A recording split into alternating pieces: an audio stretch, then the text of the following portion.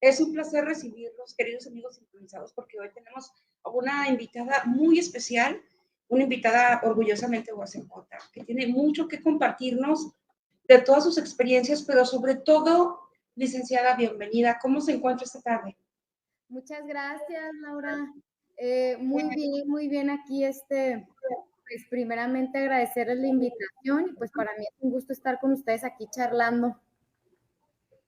Y también, o sea, para nosotros recibir a personas, a personas como tú, que realmente inspiran y que son un ejemplo a seguir, porque pues yo te presento a ti, querida Olivia, licenciada Olivia Aguirre, licenciada abogada, un doctorado, 2 maestrías en España. Cuéntanos un poquito, Olivia o licenciada Aguirre, este, ¿de dónde eres? Un poquito ubícanos así como circunstancialmente. ¿Dónde naces? ¿En qué escuelas estuviste? Sí, sí, bueno, yo soy originaria de aquí de Ciudad Juárez, orgullosamente juarense. Siempre a donde voy añoro regresar a mi ciudad, ¿no? Aunque he estudiado fuera, hay algo aquí en Juárez que nos hace sentir que Juárez es de nosotros, ¿no? Ese sentido de pertenencia. Entonces, pues eso siempre lo he tenido yo a lo largo de mi trayectoria en donde he estado, pues siempre quiero regresar a Juárez y quiero aportar aquí a mi comunidad. Entonces, pues eso es algo que traigo muy dentro de mí. ¿En qué escuelas he estudiado? Bueno, pues ¿desde dónde empezamos? Desde la preparatoria, desde la primaria, Eh, hasta qué temporalidad me voy. no sé, a mí me encantaría decir más o menos, bueno, pues más que una escuela, pues es que yo vivía por sin ser específicos, vivía por este lado y fui a esa secundaria y a esta prepa y así. Sí, bueno, yo soy de ahí de la colonia Heréndira, Ajá, no sé si lo ubiquen, ahí por la avenida Morelia, sí. ahí pues crecí ahí toda mi vida, toda mi adolescencia, toda mi infancia, eh, esa es mi colonia, soy ahí la del barrio de la Heréndira, orgullosamente, Orgullosa. orgullosamente, sí. Y bueno, la primaria, por ahí estuve en varias primarias, estuve ahí, por ejemplo, en el Montessori, después me cambié a una primaria pública, que es la Jaime Torres Bodet, que está ahí en Pradera Dorada. La secundaria la hice ahí en Pradera Dorada, ahí en la 33, en la secundaria 33. Soy Puma de corazón. Ya la preparatoria estuve ahí en el TEC de Monterrey, entonces soy egresada de la Prepa TEC y pues posteriormente ya entré a la UACJ a mi pregrado, pues que es la licenciatura en Derecho. Sí, y qué bien. ¿Y tu familia, tienes hermanos, mamá, papá? Sí, bueno, soy la única mujer somos 5, ¿sí? Sí. Cuatro hombres y yo soy la única mujer y la más pequeña. Bueno, de hecho tengo un cuate, mi cuate pues es de mi misma edad, ¿verdad? Ajá, Pero sí, somos una familia, pues, numerosa, podríamos decir. Somos ajá. 5 hermanos, pues somos 7 y pues estoy llena de muchos sobrinos. Mis papás son comerciantes, por ahí tenemos un negocio también ahí por la colonia, una tienda de abarrotes de ahí de la colonia Heréndira y que pues ya tenemos pues ya más de 36 años con ese negocio familiar. Entonces, pues así he crecido y ese ha sido mi barrio.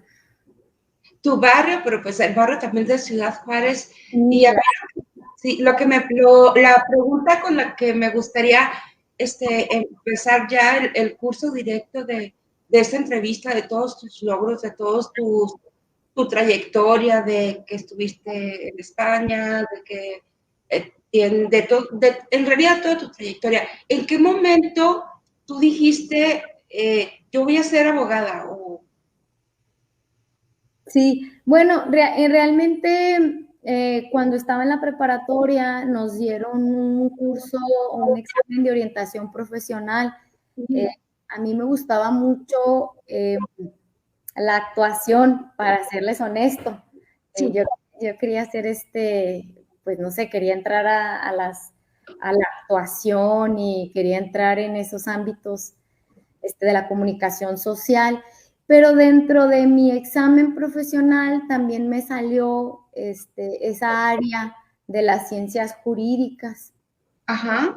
Entonces, pues bueno, en un primer momento sí me llamaba la atención las ciencias de la comunicación, pero pues valorando pues muchas cosas de la carrera y en dónde estudiar y la pertinencia también de la carrera, pues al final me decidí por ingresar a la licenciatura en Derecho y la verdad es que no me arrepiento, me encanta mi profesión, la ejerzo con pasión, todas las áreas en las que me desenvuelvo, tanto en la academia como en el litigio, pues pongo siempre pasión y empeño en lo que realizo. Y se nota y los resultados obviamente también se ven porque, bueno, orgullosamente UACJ egresaste de nuestra máxima casa de estudios. Sí, egresé de la UACJ, de la licenciatura en Derecho, y pues ahorita actualmente estoy como docente, como tiempo completo, como profesora investigadora de tiempo completo. Sí. Pues ya tengo 10 años ya como profesora y la verdad es que esta vía o estas áreas de la docencia no me habían pasado, por lo menos por la mente cuando egresé, poder desenvolverme en esta área, pero se fueron abriendo las oportunidades y pues me gustó mucho la docencia y pues aquí sigo en este ámbito tan bonito y que implica no solamente horas clase frente a grupos, sino también implica tutorías, otra de las funciones que realizo es investigación, entonces pues muchas aristas, ¿no? Y pues cada día pues trabajo en esas áreas que me gustan y me apasionan. Sí, y obviamente durante este podcast vamos viendo todo tu abanico de cómo es tu portafolio tan diversificado, porque investigadora, docente, aparte tienes tu despacho, aparte eres hija, aparte formas una familia y eso es algo como que podríamos extenderlo para otras personas que a veces se conforman o nos conformamos con alguna, bueno, ya me gradué ya con eso, o ya tengo esto y esto otro, cuando la vida nos ofrece muchísimas cosas más. Entonces, esa es una de las razones por las cuales estamos muy felices de que estés con nosotros. Ahora, Gracias. en tu experiencia como alumna, ¿hay algo que te gustaría mencionar? ¿Algún maestro favorito? ¿Algún maestro no tan favorito? Híjole, es que si empiezo a decir aquí favoritismos, después me van a echar encima los que sí son favoritos y los que no son favoritos. ¿O experiencias? La verdad es que todos los profesores, cuando fui estudiante, pues cada quien puso ese granito de arena en mi formación. Entonces o sea, no me gustaría mencionar que tengo un favorito, sino que considero que cada uno de ellos aportó en mi formación en cierta medida y que valoro mucho a cada uno de las profesoras y profesoras que estuvieron en toda mi formación, no solamente de pregrado, sino también de posgrado. Y porque yo siempre he dicho que nunca terminamos de estudiar, ¿no? Incluso como profesora, constantemente estamos entrando a cursos, a actualizaciones, a diplomados. Entonces siempre vamos a ser estudiantes en nuestras vidas. Sí, y a mí lo que me encanta de cuando tienes contacto con la universidad, independientemente de si hayas sido egresada de ahí o no, si formas parte del plantel docente o incluso de, no sé, como proveedor, como, no sé, hasta de limpieza, como te van obligando a que vayas creciendo, ¿no? O estar atenta a las nuevas tendencias de lo que es la educación, la tecnología, y que te roza por todos lados. No sé, ¿tú qué me podrías comentar al respecto? Sí, bueno, pues la universidad siempre se ha preocupado en la actualización de sus docentes. Por ejemplo, ahora con el tema de la pandemia, pues que a todos nos agarró por sorpresa, pues bueno, fue una reacción inmediata y oportuna también el hecho de que pudiéramos contar con plataformas virtuales para dar nuestras asignaturas y pues también aunado a ello, pues las capacitaciones en las nuevas tecnologías constantemente nos estamos capacitando. Nosotros, por ejemplo, terminamos nuestro semestre y empiezan los cursos saberes para los docentes. Esos cursos, pues, ya depende de cada uno de nosotros en el área en donde quisiéramos tomar esos cursos, pero no solamente las nuevas tecnologías, sino también tenemos cursos que atienden a que atienden nuestra salud mental, que eso también es muy importante que se atienda, ¿no? No solamente esas herramientas pedagógicas, sino también la atención psicológica, emocional de los docentes y más en estos tiempos de pandemia que fue complicados para todos, ¿no? Sí, fue muy complicado y afortunadamente pues tenemos a nuestra máxima casa de estudios, la Universidad Autónoma de Ciudad Juárez, que es punta de lanza en todo el país, es de las que tienen un mayor rating de capacitación, de tecnología, de expansión, no solamente está en Ciudad Juárez, en Cuauhtémoc, y todavía más. Ahora, ya que tú estuviste, ya has estado en los dos lados de la bahía, ¿no? Ya estuviste del lado de ser aprendiz y ahora del lado de ser docente. ¿Cuál lado de ambos te ha gustado más?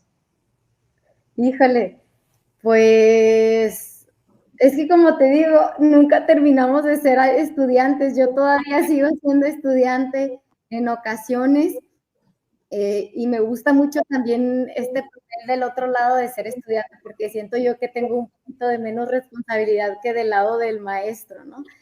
Sí. Pero definitivamente creo que me gusta muchísimo más estar en el lado de la docencia, transmitiendo esa enseñanza-aprendizaje, pero también yo aprendiendo de mis estudiantes, porque es algo que yo siempre les comento a mis estudiantes, ¿no? Es que, a ver, es un proceso de enseñanza-aprendizaje, de construcción, y también yo aprendo de ustedes, no solamente yo soy la que doy ahí la única cátedra y, bueno, digo, me gusta también esa interacción con los estudiantes y que sea un proceso realmente de enseñanza-aprendizaje. Sí, y esa maravillosa dualidad, ¿no? Que, o sea, no sé si tengas alguna experiencia que tú, con algún estudiante que hayas dicho, wow, o sea, ¿por qué yo no había tenido ese punto de vista? Alguien que te haya así como reubicado o ver la vida con otro enfoque.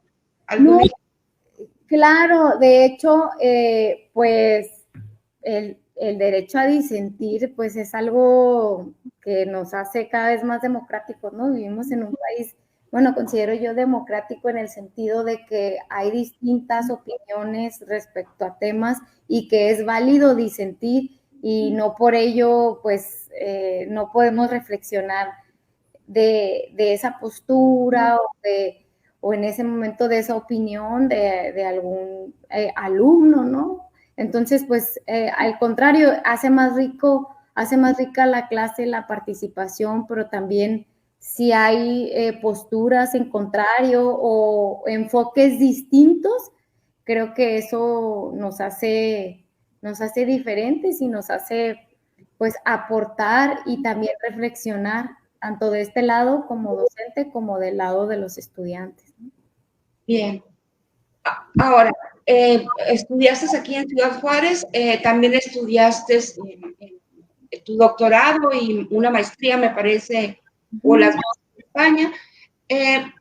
¿Has tenido tú experiencias con alumnos que son extranjeros y que hayas tenido alguna dificultad para crear empatía con ellos? No, bueno, por ejemplo, mi primer maestría la hice en España, ¿sí? Y sí, pues eran muchos extranjeros, o sea, de México habíamos como 3 personas y había muchos brasileños, había muchos latinoamericanos. Y con los latinoamericanos no estaba complicado ese tema de la interacción, como que siempre los latinoamericanos tenemos algo que nos caracteriza por ser amigables, por ser sociables, por interactuar más con el prójimo. Y los europeos sí son un poquito más cerrados, ¿no? Más como que se toman su espacio. Entonces, en vivir, por ejemplo, en España, pues sí pude experimentar eso con los extranjeros, pero que son europeos, ¿no?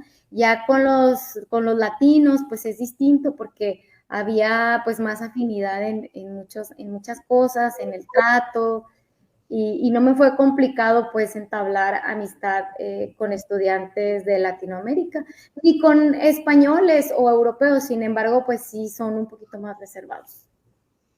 Bien, y con tus alumnos que sean de otro país, ¿también el filtro ha sido igual de libre? Pues en realidad no he tenido alumnos de otro país, estoy poniéndome a pensar, o sea, he dado charlas, conferencias, ponencias internacionales, pero así como que, bueno, hace poco di una clase, pero virtual en Colombia, en Cartagena, pero fue virtual. Entonces la participación también estuvo bien interesante porque fueron alumnos bien participativos y pues no me pareció complicado esa interacción. Bueno, al menos eso fue lo que yo percibí por parte de los alumnos, ¿verdad?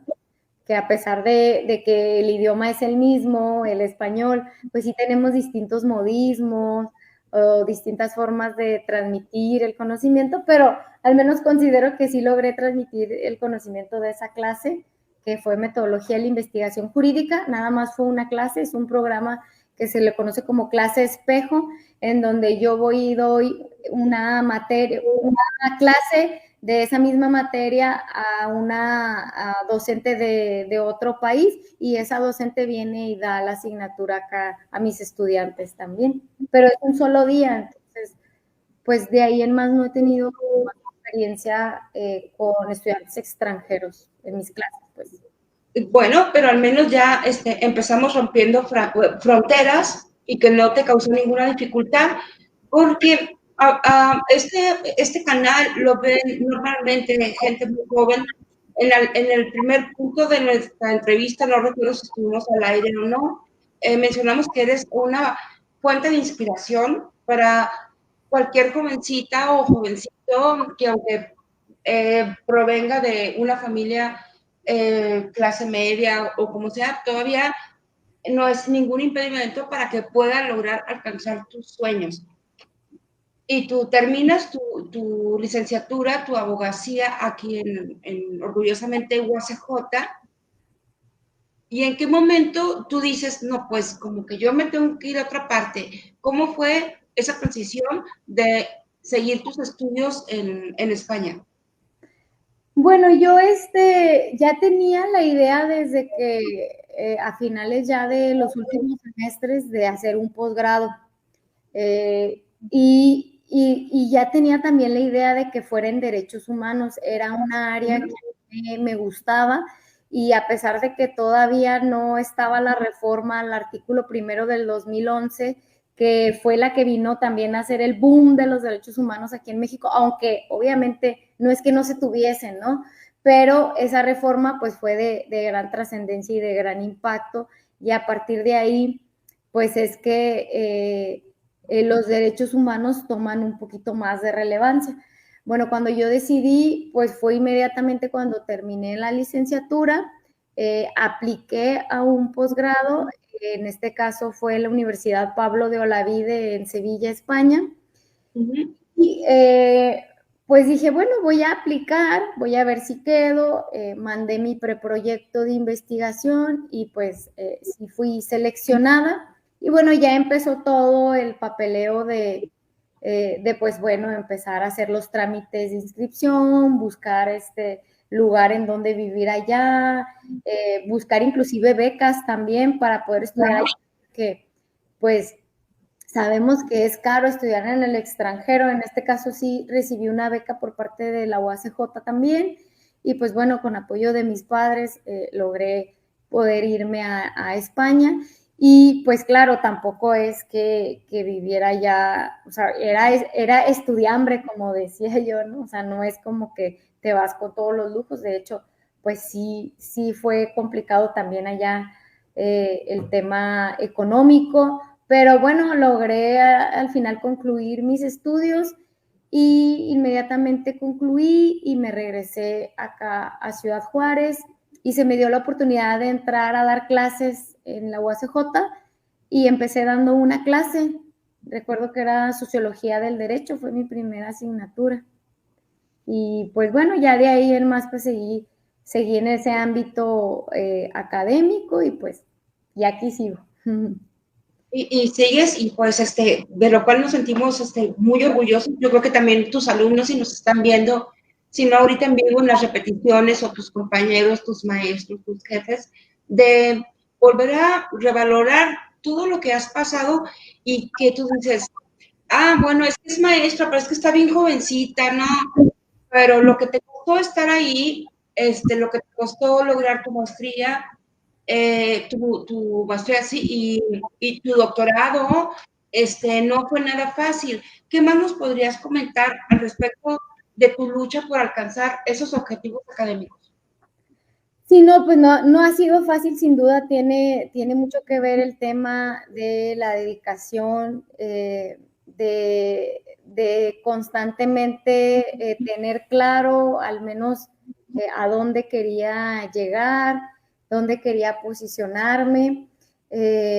La trayectoria académica, el esfuerzo se ha visto pues a lo largo de estos años, ¿verdad? Porque no es como que de la noche a la mañana terminas un doctorado o una maestría. La verdad es que mi primer posgrado me di topes en la cabeza porque no tenía las bases de la investigación, de la metodología de la investigación científica, y me acuerdo que yo lloraba porque no podía realizar un protocolo para mi posgrado. Me acuerdo que mi director de tesis era un colombiano y que cada vez que le mandaba avances me súper regañaba y me decía, pues es que no, está muy mal y póngase a leer este libro y luego después hablamos. Entonces la verdad es que sí, fueron etapas muy frustrantes al inicio del posgrado, sobre todo en el proceso de la tesis, ¿no? Porque sí es cierto, o sea, la verdad es que yo no creía las bases de la metodología de la investigación científica y pues para mí fue muy complicado ese proceso de mi primer tesis y pues afortunadamente tuve un excelente asesor, Pablo Emilio Angarita, que es un profesor que ahorita, bueno, él da clases en la Universidad de Medellín y pues él vive en Medellín, pero pues sí me regañaba porque pues decía que iba muy mal en mi tesis y la verdad es muy frustrante, sobre todo la tesis, a todos, ¿no? A todos. Yo creo que si les preguntamos a alguien aquí que haya elaborado una tesis, siempre es así como que medio complicado ese tema, ¿no? Sí, complicado. ¿Y cuál fue el tema de esa tu primer tesis? De mi primer tesis fue precisamente, la abordé en una temática de aquí de Juárez que tenía que ver con los niños y niñas víctimas de la violencia durante el periodo del 2009 a 2000, no, fue 2000, sí, 2009-2010. Ajá. Víctimas de la violencia, pero que se quedaron huérfanos de padre o madre. Entonces, ambos o de padre o madre, y el acceso a la educación de esos niños huérfanos víctimas de la violencia, ¿no? Eso fue mi tema de la maestría, y posteriormente seguí abordando en el doctorado ese mismo tema, pero desde un enfoque un poco más general, desde el ámbito del derecho a la educación, ¿no? Como derecho fundamental, la garantía del derecho a la educación. Muy bien. En línea del ámbito educativo. Maravilloso, porque vamos viendo que desde tu despegue realmente tú estabas evocada hacia a los derechos humanos. Ahora, si alguien muy joven, si alguien en secundaria o alguien en preparatoria se pregunta, ¿qué son los derechos humanos en realidad? ¿Qué son los derechos humanos, licenciado? Pues son aquellos derechos, bueno, es que debemos verlos desde ambas perspectivas, desde la perspectiva del derecho natural, pero también desde el derecho positivo, pues son aquellos derechos desde el ámbito del derecho natural, bueno, son aquellos derechos inherentes a la condición de persona, que son innatos, que son aquellos derechos necesarios para poder vivir, aquellos bienes básicos, que también perfeccionan nuestra condición como ser humano, ¿no? Y esos bienes necesarios, pues encontramos la alimentación, la vivienda, la educación, la salud, son aquellas necesidades básicas, indispensables del ser humano que nos son inherentes por nuestra condición humana, por el solo hecho de existir. Y pues bueno, desde la postura del derecho positivo, pues son todos aquellos derechos que se encuentran reconocidos en la Constitución o en los tratados internacionales y que el Estado los dota de su garantía para que puedan ejercerlos, ¿no? Esa es una postura, pues, del derecho natural, el derecho positivo en el sentido de que, pues, el Estado solo reconoce aquellos derechos que tiene incorporados en su ordenamiento jurídico, ¿no? Y la postura del derecho natural nos dice, bueno, no, es que yo los tengo desde el hecho desde la concepción, el ser humano desde su existencia tiene esos derechos inherentes, ¿no? Y bueno, en realidad esos derechos, si se encuentran reconocidos en la Constitución o en los tratados internacionales de los que el Estado mexicano es parte, pues es forma para poder exigir su cumplimiento, su protección y su garantía por parte del Estado. Porque si esos derechos humanos no se encuentran dentro del ordenamiento jurídico, pues no podemos exigirle al Estado que nos garantice un derecho que no está reconocido. Muy bien. Hemos tenido la fortuna de tener aquí en este foro, en su canal, en entrevistas. Tuvimos a Saskia Niño de Rivera, no sé si la conozcas. No. Bueno, es activista desde la Ciudad de México que precisamente promueve lo mismo que tú de los derechos, enfocados también a lo que vienen siendo los niños, y de cómo ella ve la vida o la ha comprobado en el sistema jurídico de que todavía estamos en pañales, ¿verdad? Porque ella platicaba de que iba a las prisiones o a los penales y había niños en los penales que eran absolutamente borrados por la sociedad, donde no iban a la escuela, donde no tenían ningún derecho, excepto estar junto a sus mamás. ¿Tú qué me dices? Es muy fácil opinar en unas circunstancias de una sociedad abierta como estamos tú y yo, nuestro vecino, nuestra vecina. Pero ¿qué pasa con esos, por ejemplo, esos niños vulnerables que están en prisión, que están enfermos, que no van a la escuela, que no existen literalmente, que no generan votos? ¿Cómo ves tú esa situación? No, pues definitivamente una cosa es el reconocimiento de los derechos que está plasmado en el documento, que está ahí en la ley, y otra cosa es, pues, la garantía de estos, ¿no?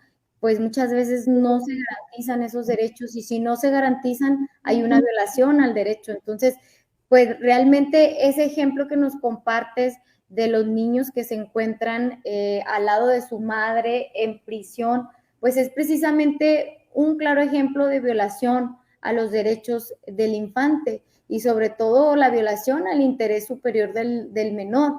¿Por qué? Porque esos menores pues se encuentran ahí recluidos sin acceso a la educación, muy probablemente sin acceso a los servicios de salud, ¿sí? Inclusive otro derecho que es el derecho al ocio, el cual también creo que se vería o se podría ver vulnerado en los centros penitenciarios. Pero bueno, el tema de la violación a los derechos humanos es un tema que es día y que el hecho de que tengamos un reconocimiento de esos derechos no significa que no se violenten y tampoco, pues, que hay algunos que ni siquiera se encuentran garantizados, ¿no? Entonces, sí, pues constantemente hay violaciones de derechos en muchos ámbitos, en el ámbito penitenciario, es más, en el ámbito de seguridad pública, cuando hay precisamente violaciones a derechos humanos por parte de los policías, es más, hasta si nos podemos ir a instituciones, albergues públicos, también en esos albergues hay violaciones a derechos humanos. Y bueno, así podemos mencionar casos en donde se dan estas violaciones a los derechos humanos.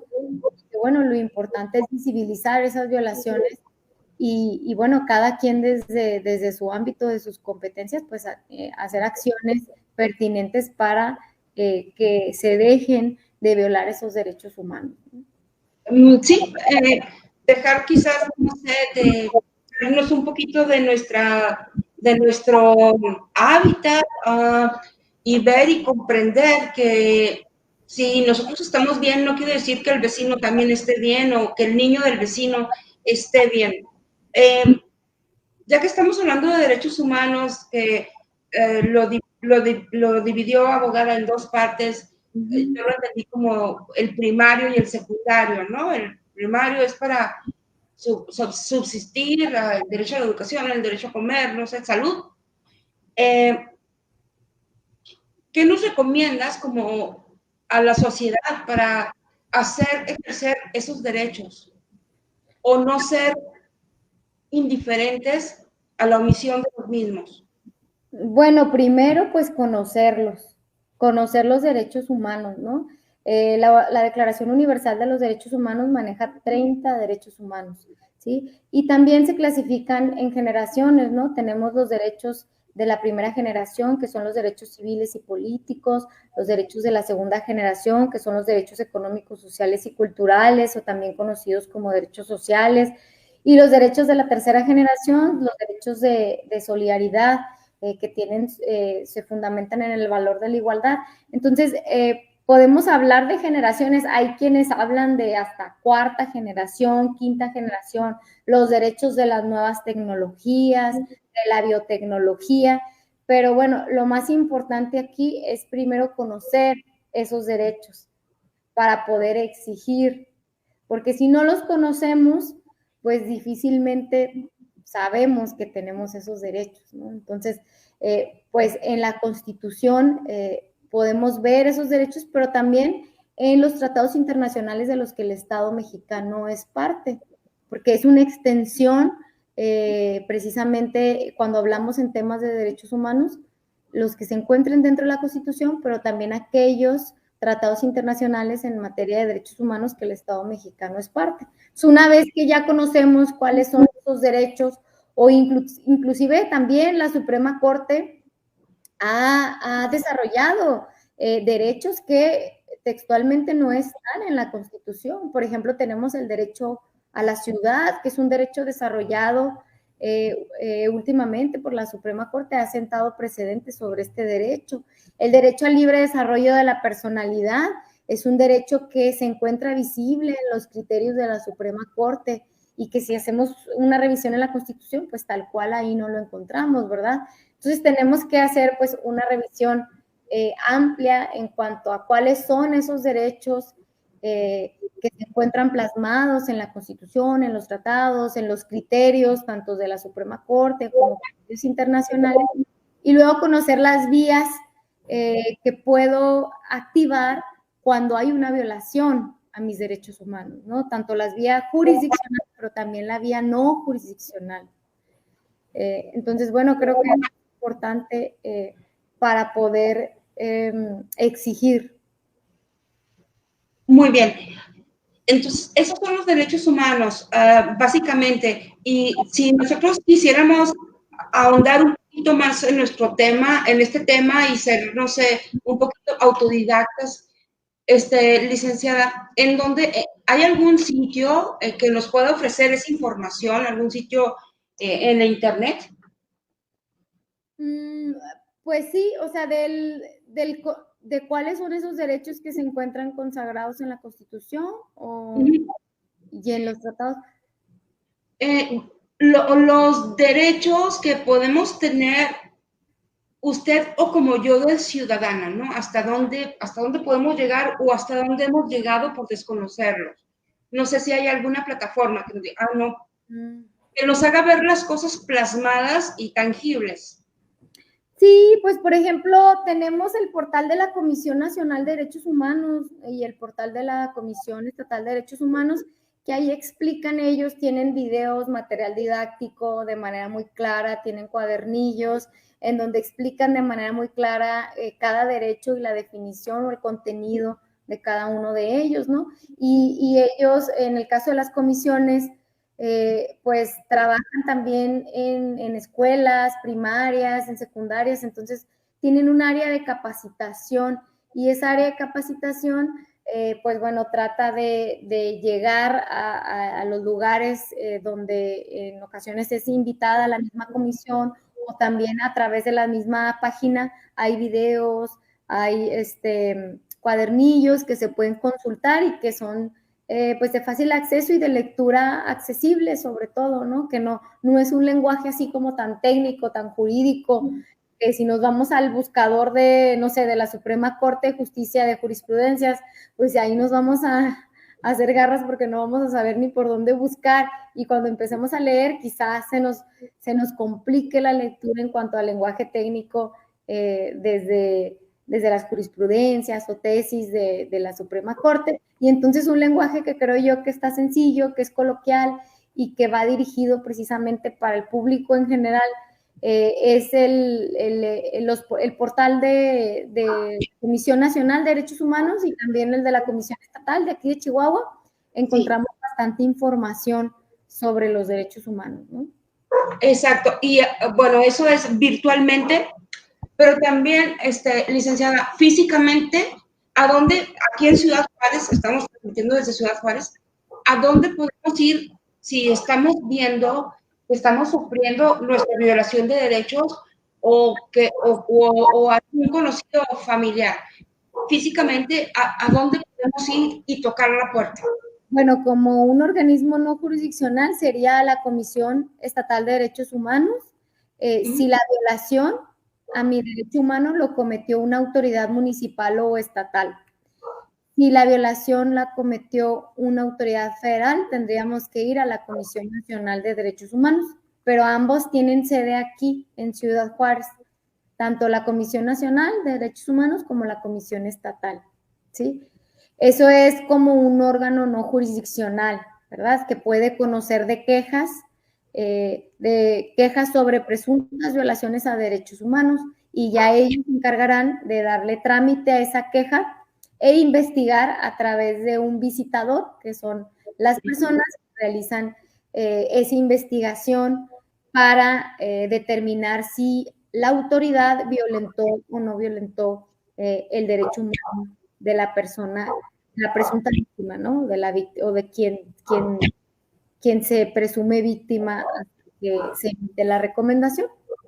Ok, ahora bien, podemos decir que en Ciudad Juárez, Chihuahua, México, somos privilegiados por tener ambas entidades en nuestra ciudad. ¿Ambas comisiones? Sí, pues aquí, bueno, estas comisiones tienen sede, por ejemplo, en la ciudad de Chihuahua también está la comisión estatal, están distribuidas en todo el estado, ¿verdad? Pero aquí, al menos la Comisión Nacional, pues sí se encuentra aquí, y pues sí en el sentido de que si una autoridad federal, de carácter federal, nos violenta algún derecho humano, pues podremos acudir a la Comisión Nacional. En el supuesto de que no se tuviera la Comisión Nacional, bueno, la Comisión Estatal la podría recibir y luego la direcciona a la Comisión Nacional también, ¿no? O sea, no es, digo, sí es un beneficio el contar con las dos comisiones, pero en el supuesto de que no estuviese la nacional, pues también entraría ahí la estatal y podría direccionarlo a la nacional más cercana, que, no sé, supongamos que estuviese en Chihuahua, pues se podría hacer el trámite también allá, el procedimiento de queja. Entonces, eso como organismo no jurisdiccional, ¿verdad? Y como órgano jurisdiccional, pues ahí tenemos un recurso que se llama el recurso de amparo, que precisamente el juicio de amparo es un juicio de derechos humanos ante violaciones a los derechos humanos de las autoridades. También procede aquí el juicio de amparo. Muy bien. Ahora, ¿cuál es la diferencia, licenciada Aguirre, entre ir a la policía o llamar a la policía o al 911 o al 086, no sé, a ir a la Comisión de los Derechos Humanos? ¿Cuál es la diferencia entre esas dos alternativas que tenemos como sociedad de sufragar nuestros problemas o nuestras violaciones? Bueno, es que, a ver, es que creo que algo bien importante que habría que aclarar es que cuando hablamos de violaciones a derechos humanos, estas se ejercen frente al Estado, es decir, que quien comete esas violaciones no es un particular, sino es la autoridad, ¿sí?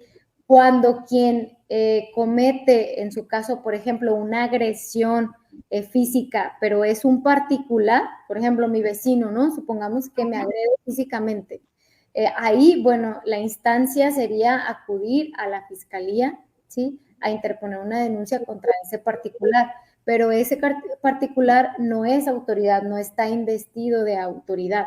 Aquí la violación a derechos humanos, al menos como se da trámite en el Estado mexicano, es precisamente cuando la autoridad es la que me vulnera el derecho humano. Supongamos que quien me lo vulneró es policía municipal, ¿sí? Pues bueno, yo puedo iniciar un procedimiento administrativo en asuntos internos de policía municipal contra el policía municipal que me agredió, que, no sé, me privó de mi libertad, me privó mi libertad de tránsito o violó mi a la integridad personal, o cualquier otro derecho que me haya violentado, ¿no?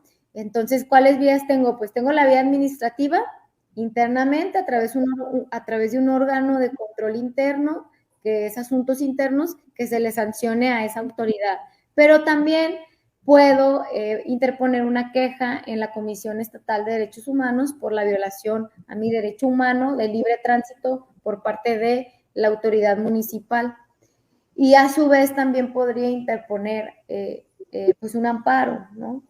Entonces, pues tenemos varios recursos que podemos hacer efectivos. Ahora, si quien me agredió es un particular, pues la comisión no puede conocer de violaciones cometidas, en este caso, por un particular, ¿sí? Ahí en este caso, pues tendríamos que irnos a interponer una denuncia a la Fiscalía General del Estado por algún delito de los que se encuentren dentro del Código Penal del Estado de Chihuahua. Muy bien. Licenciada Aguirre, no sé si podría darnos 3 ejemplos en los que nosotros podemos ir directamente a lo que son derechos humanos, ya sea estatal o federal. Ok, por ejemplo, si de la comisión, estamos hablando de las comisiones, ¿verdad? De la Comisión Estatal y Comisión Nacional. Sí. Por ejemplo, si a mí la Sedena o policías, no sé, los militares me detienen de manera ilegal y me retienen, por ejemplo, ahí me estarían privando de mi libertad, mi libre tránsito, y ahí la autoridad es autoridad federal, ¿sí? Los militares son autoridad federal. Por tanto, ahí tendría yo que interponer mi queja directamente en la Comisión Nacional de Derechos Humanos. Si la autoridad que me vulnera es Secretaría de Seguridad Pública Municipal, no sé, que un policía, seguridad pública, me detiene, me golpea, me sube al camper, me trae paseando por toda la ciudad, ahí la queja va directamente a la Comisión Estatal de Derechos Humanos. Pero, por ejemplo, una de las autoridades federales o instancias federales que más quejas tiene por violación de derechos humanos es el IMSS. El IMSS es el que más quejas tiene ante la Comisión Nacional de Derechos Humanos. Como que ellos tienen ahí su lista de cuáles son las autoridades que más vulneran. Y en el caso de autoridad federal, pues tenemos al IMSS, como una instancia que vulnera derechos humanos, pues, de los derechohabientes, ¿no? De los asegurados. Y por el lado de la Comisión Estatal de Derechos Humanos, pues hasta el último dato que tenía como autoridad que más violenta derechos humanos era la Fiscalía General del Estado. No sé si ya bajó, pero de lugar, pero sí estaban ahí entre los primeros lugares, estaba Secretaría de Seguridad Pública, estaba Fiscalía General del Estado, no sé ahorita si ya bajó el número ahí de quejas recibidas contra estas autoridades, pero esos serían algunos ejemplos para ya sea interponer la queja en la Comisión Estatal o en la Comisión Nacional de Derechos Humanos. Pero como les comento, las comisiones de derechos humanos son órganos no jurisdiccionales, emiten recomendaciones a las autoridades, ¿sí? Si hay una decisión que es, a partir de la queja se determina de la investigación que sí hay una violación a derechos humanos por parte de la autoridad, lo que hacen las comisiones es emitir una recomendación pública autónoma contra esa autoridad y recomienda pues unas medidas de reparación para las víctimas. Y bueno, aquí se supone que las autoridades pues deben de cumplir estas recomendaciones, ¿no? Pero también pueden negarse a cumplirlas. Muy bien. Ahora, ya hablamos un poquito de lo que abarca, de este abanico de protección o esta paraguas o este sombrilla que podemos tener, obviamente, cualquier mexicano. Ya que estamos en Juárez y que hemos estado viendo lo que es el fenómeno de migración, esas comisiones de derechos humanos amparan a esas masas, a esos cuerpos de poblaciones que vienen de otros países. Claro que sí, y también están al pendiente de la protección y de la garantía de sus derechos humanos, ¿no?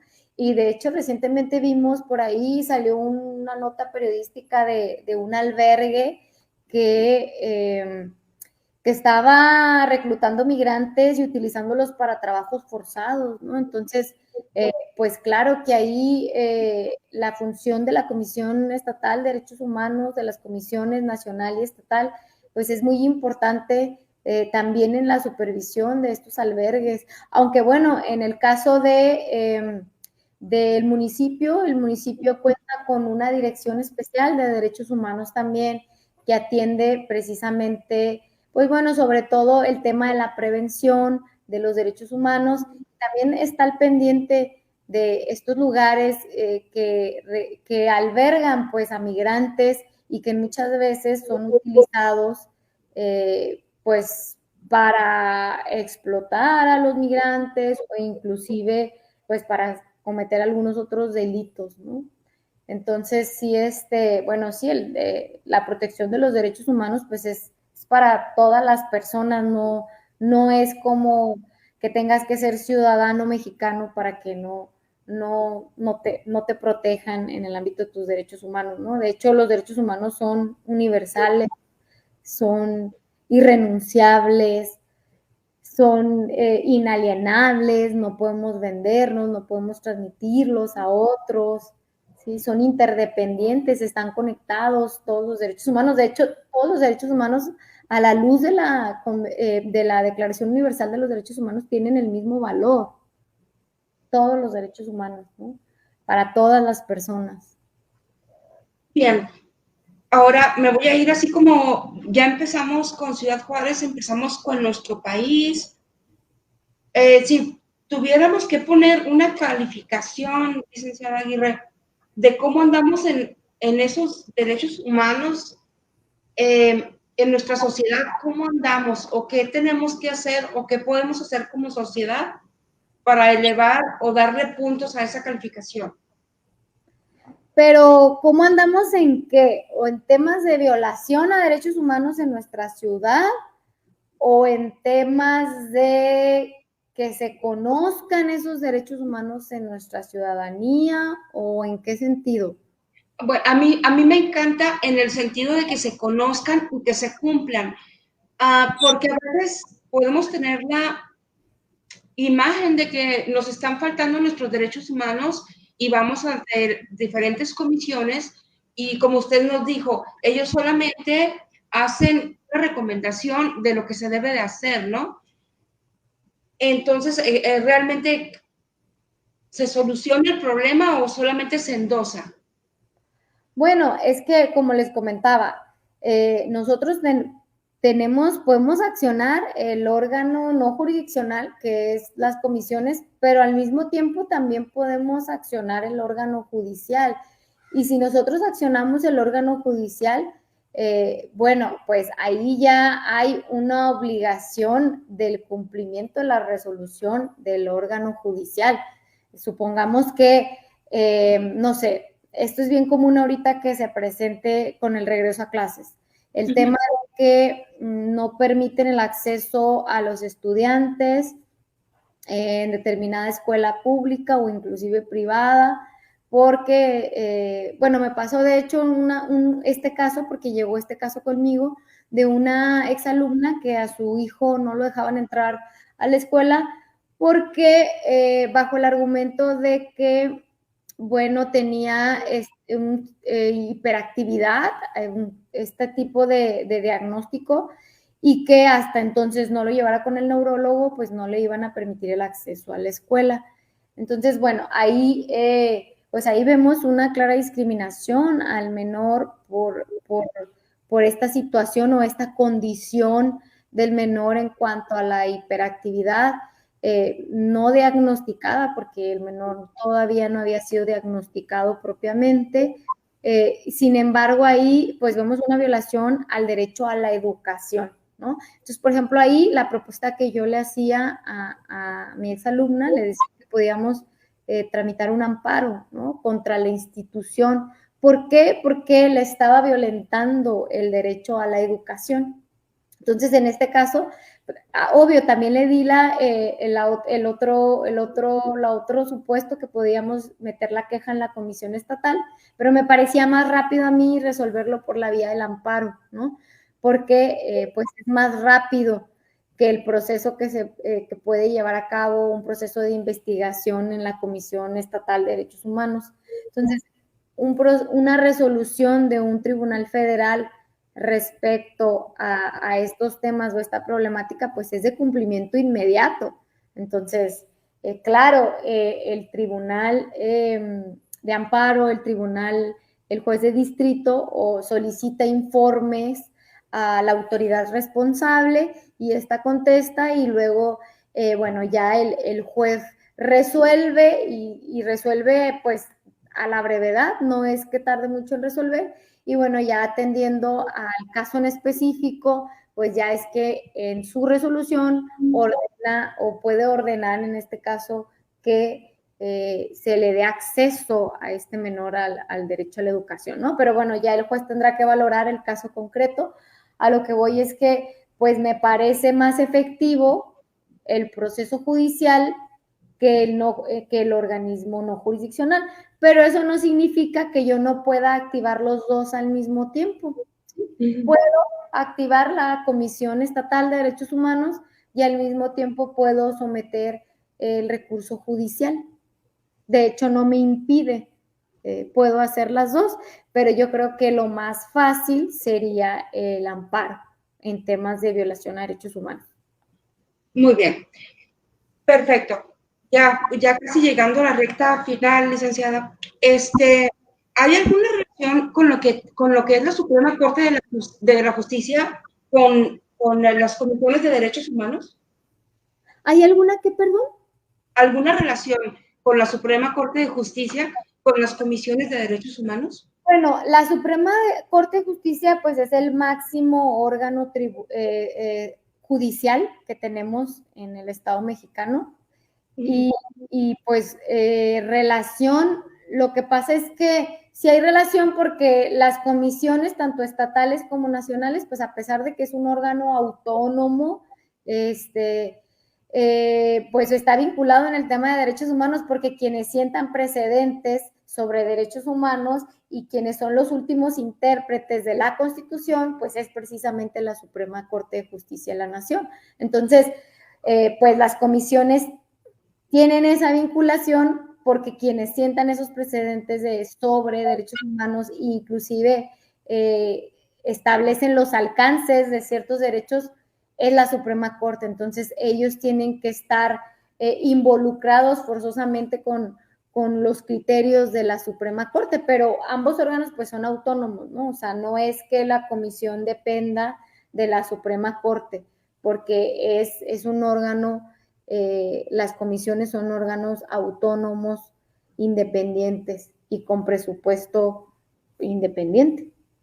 Muy bien. Ahora sí, gracias. Si alguna de las personas que nos está viendo ahorita o a futuro en las repeticiones, ¿a dónde se pueden recurrir si a lo mejor no definen si tengo que ir a la policía o tengo que ir a la Comisión Nacional de los Derechos Humanos? ¿A dónde voy? Solamente sé que algo no está bien. ¿Cuál sería nuestra primer puerta, ¿no? Para buscar la justicia en el ámbito que corresponda?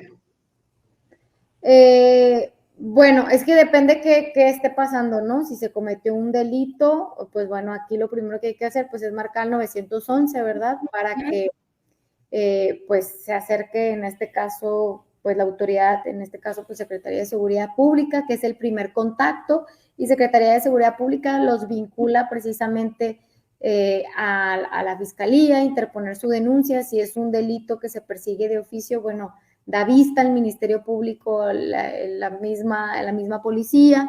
Si no, pues se le dice, en este caso a la víctima, que tiene derecho a interponer una denuncia por la comisión del delito, del hecho victimizante, ¿no? Que acaba de ser víctima. Eso sería como el primer punto, pero si nosotros identificamos que quien nos está violentando el derecho humano es una autoridad, ¿sí?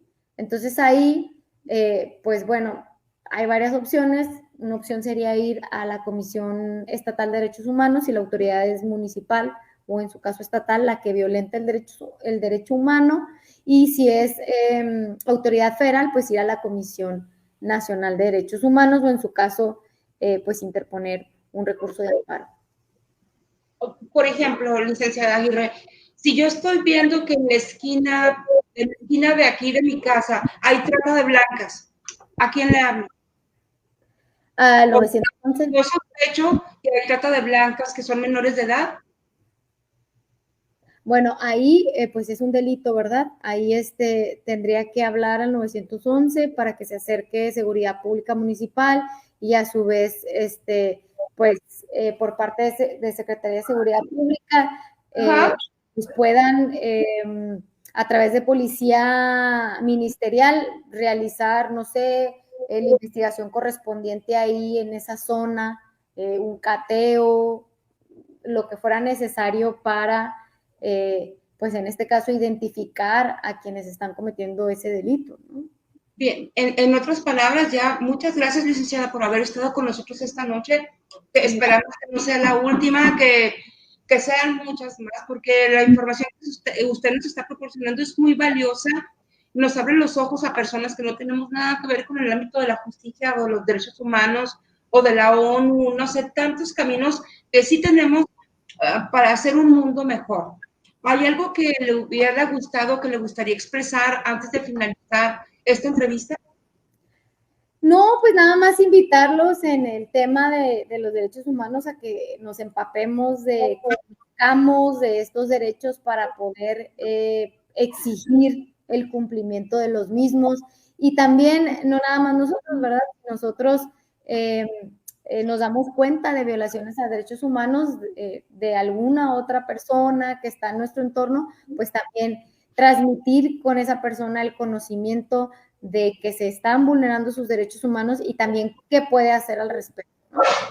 Muy bien, entonces no estamos solos. En Ciudad Juárez, como ya nos dijo nuestra abogada, que esta noche fue nuestra abogada de cabecera, licenciada Olivia Aguirre, tenemos aquí podemos marcar inmediatamente al 911, de ahí encausan nuestra inquietud, nuestro problema, de ahí todavía está la Comisión Nacional de Derechos Humanos, Comisión Estatal, todavía tenemos una sede de la Suprema Corte de Justicia de la Nación en nuestra ciudad, así que pues tenemos una situación privilegiada, ¿no crees? Sí, claro, herramientas y mecanismos de protección hay y pues bueno, si alguien ha sido víctima, pues puede acudir a esas instancias. Sí, que no se nos cierren las puertas, que no nos den miedo, porque hay amigas, hay personas, hay seres humanos detrás de esos derechos humanos, detrás de esa justicia nos vamos a encontrar con personas tan cálidas, tan preparadas como usted, licenciada, y que no solamente están muy preparadas, sino que no dejan de prepararse. ¿Por qué? Porque la vida sigue cambiando y tenemos que ajustarnos a ella. Yo le mando un abrazo muy grande y a nombre de su canal Sincronizados Velascotti Productions, licenciada, fue un verdadero gusto, un verdadero aprendizaje haberla tenido con nosotros. Muchas gracias. Igualmente, y aquí estamos a la orden para cualquier otra ocasión. Bien, antes de finalizar, no sé si tenga algún sitio, algún vínculo electrónico por si requieren de sus servicios. Sabemos que tiene su bufete también de manera personal en asuntos familiares, si no me equivoco. Sí, asuntos familiares, civiles y excepcionalmente penales también. Sí. Bueno, les comparto mi Facebook. Mi Facebook es doctora Olivia Aguirre Bonilla. ¿Sí? Ahí me pueden seguir en mi Facebook y pues también me pueden contactar por ese medio. Y mi correo electrónico es olivia.aguirre@uacj.mx, también por si me quieren contactar por vía de correo electrónico. Muy bien, entonces como el objetivo de este subprograma es hacerles saber que no están solos y están enfrentando cualquier tipo de anomalías ante la sociedad, ante entidades federativas, estatales. Ahorita cuando termine la entrevista, en los comentarios voy a poner esta información, doctora, si usted me lo permite. Sí, claro. Sí, claro. Y pues estamos con ustedes. Ajá, y no estamos solos en este mundo aparentemente loco, sí hay entidades que nos defienden, que nos cuidan nuestros derechos de nuestros niños, de nuestros adultos mayores y de nuestros inmigrantes más. Muchas gracias. Gracias, hasta luego, buenas noches. Buenas noches.